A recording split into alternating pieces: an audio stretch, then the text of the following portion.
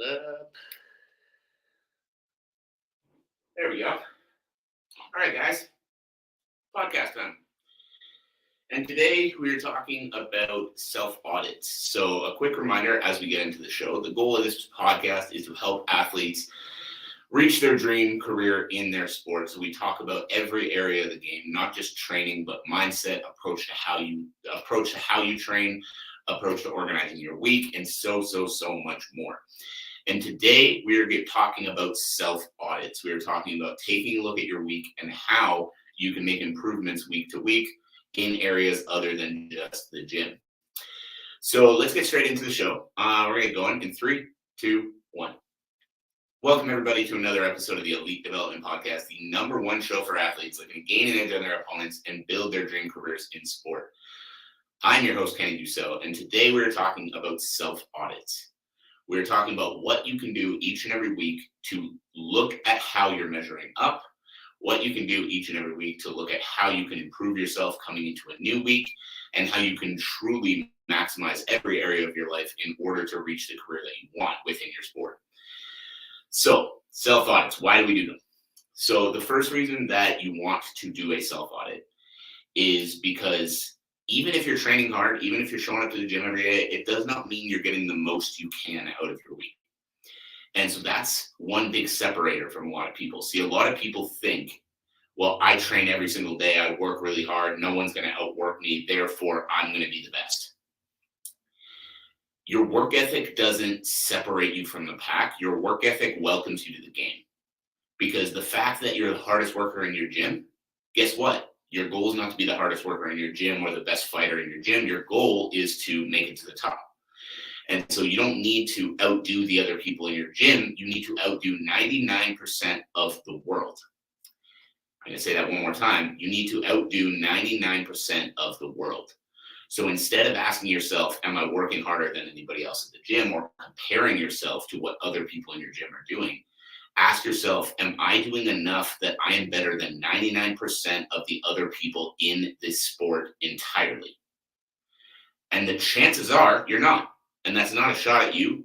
That's just because that's 1% left. So just showing up to the gym and working hard, that's not the breakthrough. That's the entrance card. That gives you the opportunity to play. That's not your jackpot.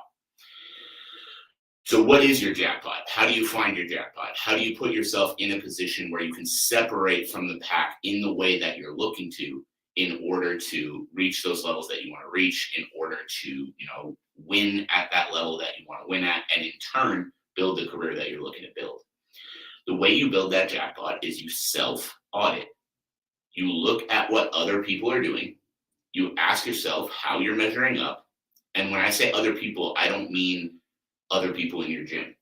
I mean, you're trying to figure out as much about what the pro athletes that you're trying to emulate are doing. And then you figure out how you can start taking steps towards that. Now, the tricky part of this as well is that, guys, you need to remember that fighters at the highest level are doing this for a living. Whereas a lot of people that are starting out, even starting out in the pros, they're not making enough to be doing this for a living. So they're also working a job on top of training. So your training schedule, working a full-time 9 to 5, needs to look different than somebody who's doing this full-time. And not because you're soft or not because you're not at their level yet, but because you have 8 hours of work during your day that they don't have. So if you try to match the same amount of training output that they're matching, you're going to burn yourself out and it's going to do you more harm than good. And that doesn't mean that you don't train hard. That just means that you need to manage how much you're training based around your work schedule and everything like that too. So self-audits, let's get into it. Basically, the first thing you're going to do, like I said, is do as well as you can at figuring out how you're matching up to the top people in your space. So pick the person who is right now doing what you want to do and figure out as much as you can about that person. Follow them on social media, even send them DMs, ask them questions about what they're doing, and see what you can do to as closely measure up as possible. Now, on top of that, every single week, take an honest look back at your week. It's easy to get caught up in being busy and not caught up in being productive. So What I mean when I say that, it's very easy to go through a whole day. And then at the end of the day, you sit down and you're like, oh, yeah, I did so much today. And then you actually think about what you did and you're like, wow, I didn't actually really get anything done. I'm sure people listening to this have had those days. I know I have. So every single week, looking back on your week and being the judge of, was I productive or was I busy? When you look at the days that you spent in the gym, did you spend the days in the gym just randomly half-assing a bunch of different workouts, hitting a bag for a while without really thinking about what you were doing, messing around on the speed bag without any real focus or purpose? Or were you intentional in the time that you were there? Because guys, being at the gym for 8 hours a day doesn't mean you're getting 8 hours of training in. Doesn't mean you're getting 8 hours of productive work done. Being at the gym for 8 hours a day just means you were at the gym for 8 hours a day. What matters is what you do while you're there. You can be there for 2 hours, and if the whole 2 hours is dialed in and focused and intentional and listening to coaches and implementing what the coaches are telling you, that athlete is getting more than the guy who's there for 6 hours and is half-assing all of his workouts, not really paying attention, kind of just moving from person to person, chatting for 20 minutes with this guy and 20 minutes with that guy, and then not really listening when the sessions are actually happening, right? The amount of time doesn't matter. It's what you do with the time that matters. And now, again, I know there's going to be some dipshit that hears that and says, no, this guy says you're not supposed to be in the gym for a long time. No, I'm not saying that, you don't need to work hard. I'm not saying that you don't need to spend a lot of hours in the gym. I'm just saying you need to be focused while you're there. So every week when you do this self-audit, sit down and ask yourself, was I focused? Was I productive, or was I busy? And you can look back, and if you can be honest with yourself about that and say, yeah, I was really good on, Monday and Thursday, but man, on Wednesday, I didn't really do what I probably could have done while I was there. Now, what you need a way, something that you can implement to improve whatever area you struggled in. So as an example, guys, and this, whenever I give the examples of myself as a coach, I know that, these things aren't going to apply necessarily in the same way, but my hope is that there's some takeaways. One of the areas for a long time that I was not productive in was my mornings. And, so I'd wake up, because everybody would always say, you have to wake up early. So I'd start waking up early, but then I wouldn't really do anything while I was up. And I started noticing that over a period of time when I started doing these audits, that I was like, oh, I'm up by 5 a.m., but I'm not really doing anything until like 7:30. I'm kind of just lazing around. I might get a little bit done, but not really being productive. And then I realized that when I wake up first thing in the morning, I'm a little bit groggy. I don't really want to jump right into work. So what I did was I wrote out a list. And I wrote out a list that had everything that I need to do by 7 o'clock in the morning. And so now I wake up an hour earlier than I did. So I wake up at 4 a.m., but I have a list sitting on my desk. So every single morning when I wake up, I don't have to think, oh, what do I have to do right now? I look at the list and then I'm like, oh, I have this, and this. And then because I have the list, I'm able to smash that work in the morning. And then by 7 a.m., I've done as much as a lot of people have done in their whole day. So simply by making that switch, taking note of the fact that, okay, I'm waking up early in the morning, which I've been told by a lot of entrepreneurs and all that is a good thing to do, but I'm not taking advantage of the time that I have early in the morning.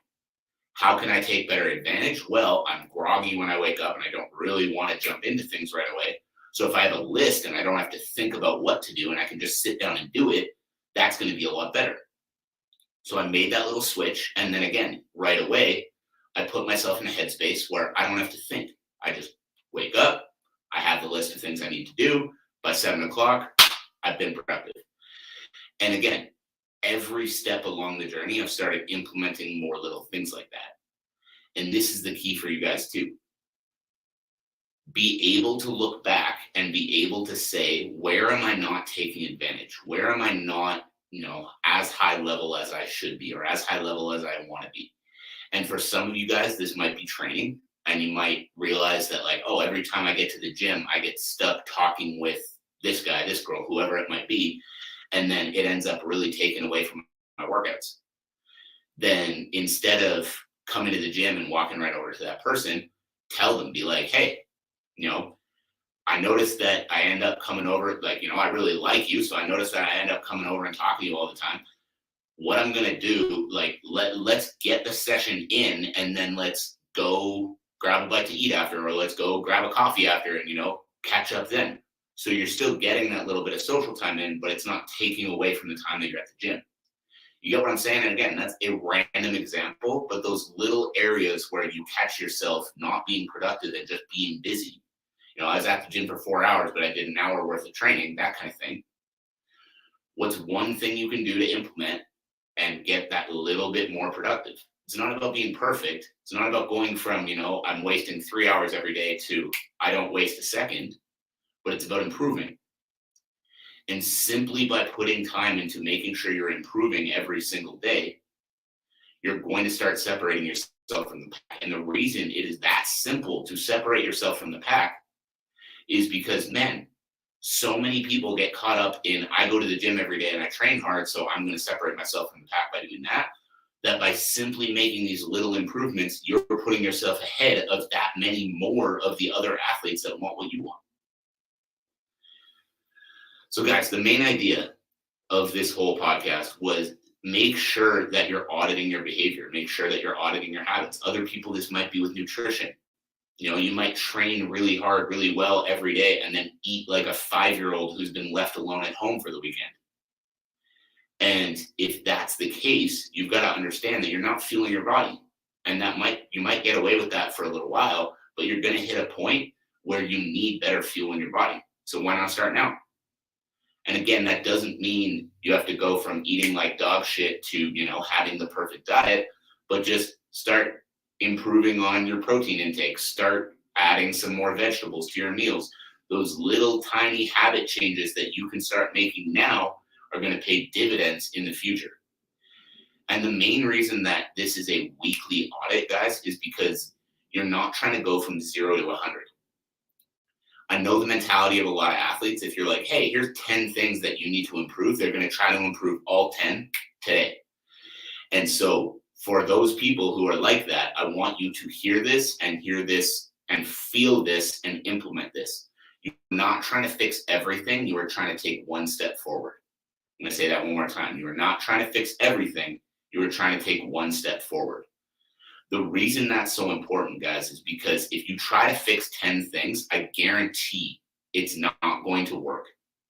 But if you can truly implement one new habit and stick with it consistently, and then implement another new habit and stick with it consistently every single day without missing, now you're going to make more progress long term. It might not feel like as much right away, but because the habits stick, you're going to make more progress long term, and in turn, you're going to set yourself up for success, which is what you're ultimately looking for. So guys, I appreciate you all for tuning in. I hope you got some value from that. If you did, I'd love to know what it is. Make sure to drop me a comment if you're here live, or drop me a message on any of my social media accounts. The ways that you can do that will all be listed in the show notes below. And guys, I appreciate you all. I hope you have a fantastic rest of your day, and I will catch you on the next episode.